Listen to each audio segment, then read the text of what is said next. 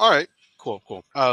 We have time for one more, or is this the end go of ahead. the... No problem. I guess my last big issue with it, or what I see is, like, I guess it maybe falsifies Islam, is the issue of the Kaaba, because the claim is Abraham made the Kaaba with Ishmael, right?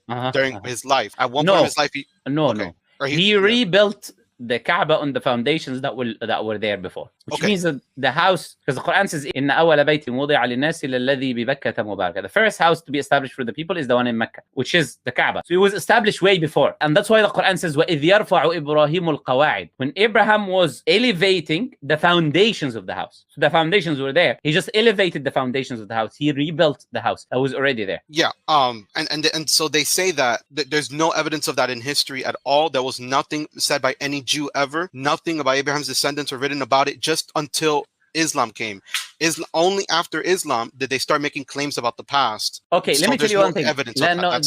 That's completely false. Do you know why? I've heard why it's false. I haven't heard the Muslim Tell me why it's false. I'm going to tell you why it's false. Do you know what did you hear? I just heard that the claims come only after Islam was made, but it was but that's my point to you is it's false to say there is no historical evidence for it. Because the fact is that Ishmael there's no historian that disagrees with that. The Bible mentions the same thing. That Kedar, who lived in the regions where the Arabs live today, comes from Ishmael, who is the son of Abraham. So they were in that region. So Ibrahim and Ismail alayhi salam were in that region, and the house is built. And the Arabs trace their lineages back to Ismail alayhi salam. They have the whole lineages, the name of the father, the grandfather, the great-great-grandfather, going all the way back to Ismail alayhi salam. This is a pride thing within the Arabs. So there is literally traceable history stronger than anyone. That Ismail alayhi salam was in that region, his mother was in that region, and they were there, and they built the house. To claim that there is no historical evidence that the Kaaba was built by Ismail alayhi salam is complete rubbish, nonsense. Which historian reliable denies that idea? I'm not sure.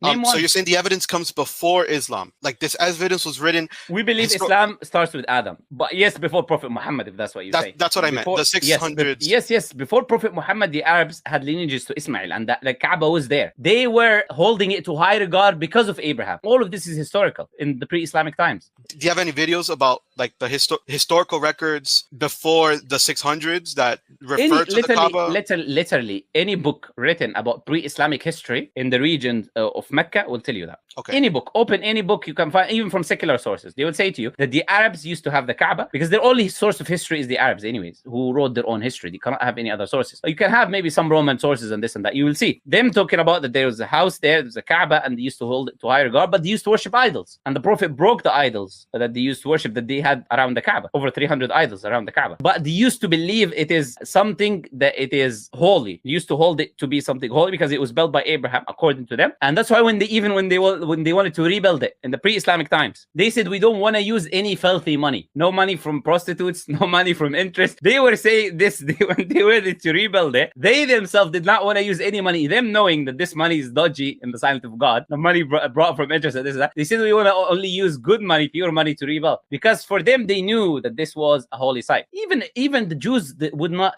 deny this, because there was Jews that know about the Arabs. Look, read any history. Like, honestly, this claim is super ridiculous. With all the respect, it goes against anyone who wrote history in the deserts of Arabia or knows anything about history in the deserts of Arabia.